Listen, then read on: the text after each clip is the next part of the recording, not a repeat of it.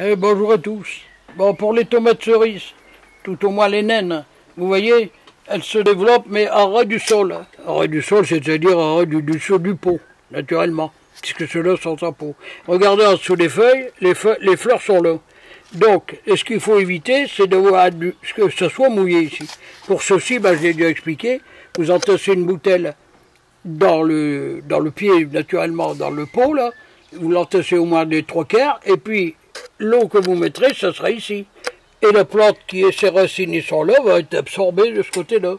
Et vous contrôlez, quand il n'y a plus rien, il faut le laisser, même s'il n'y a plus d'eau là-dedans, tant que vous ne voyez pas votre plante souffrir, vous n'avez pas lieu de la remettre. Et dans la terre, c'est la même chose. Hein? C'est une idée à moi. Hein? Maintenant, chacun, il fait comme il veut. Voilà. Là, c'est la même chose, vous voyez.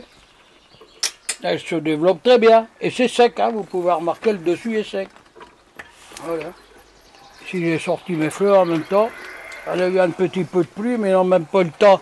Ils n'ont même pas eu le temps d'être levés, étant donné qu'il y a à peine s'il pleut. Peut-être qu'il va y avoir de l'eau, hein, je ne sais pas. Bon, ou les pucerons.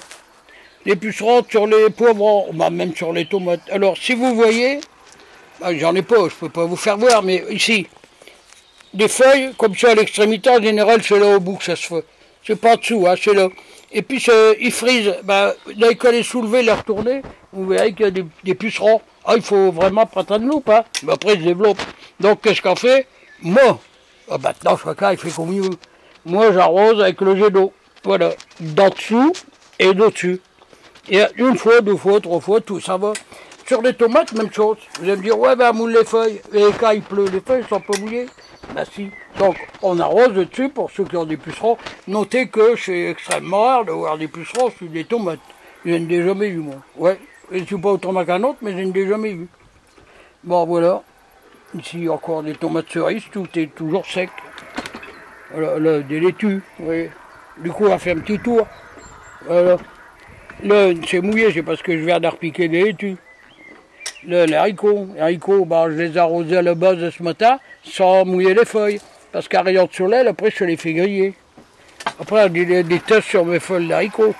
Ah oui, faut éviter de les mouiller. Quand il pleut, oui, là, c'est naturel, on ne peut rien y faire. Voilà. Si c'est dans le cerf, les tomates y arrivent. Hein. Voilà. L'ail rose, l'ail d'été, moi, je l'ai mis de bonne heure. Je vais le cueillir de bonne heure.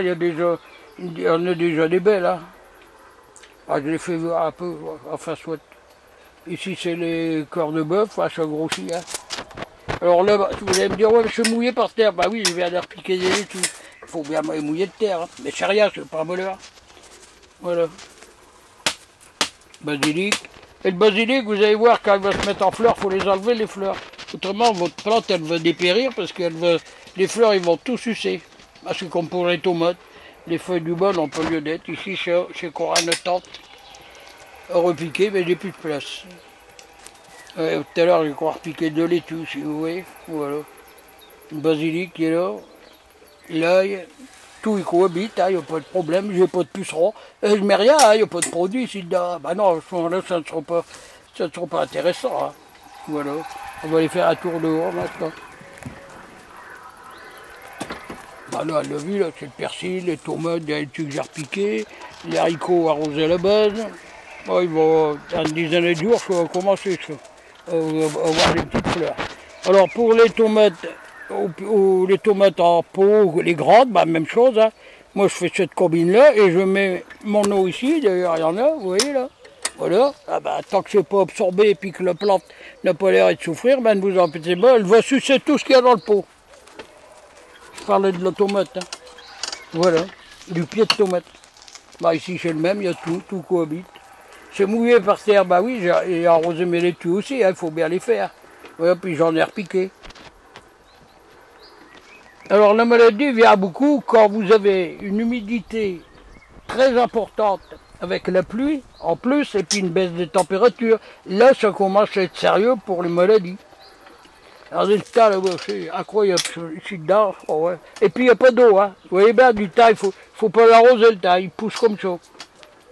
Voilà, ici, des petits pois. Ah, ils sont à cause, ça, je vais venir depuis pour longtemps.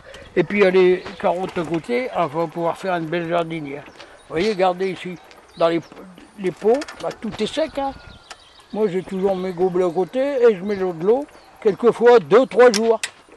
Hein. Et puis, bah, après, naturellement, il faut en mettre, mais elle va vous sucer, j'ai déjà dit, tout ce qu'il y a dans le pot. Là. Voilà, le corps ici. Le bâcher de Boscou, hein. Alors, le corps ici, vous voyez, même chose, tout est sec. Sauf en cas de pluie, parce que bah, les feuilles sont mouillées aussi, hein. Ça c'est tout partout. Voilà, encore une rangée ici, avec le céleri, tout, des roses dades, des œillets dades, puis tout, voilà. Il y a ceux-là. Oui, c'est sec. Bon. Tant qu'il y a de l'eau dans les gobelets, ici de pluie, mais on va le laisser, on verra bien, elle ne va pas souffrir, ne vous en faites pas. Voilà. Bon, allez, bonne journée à tous.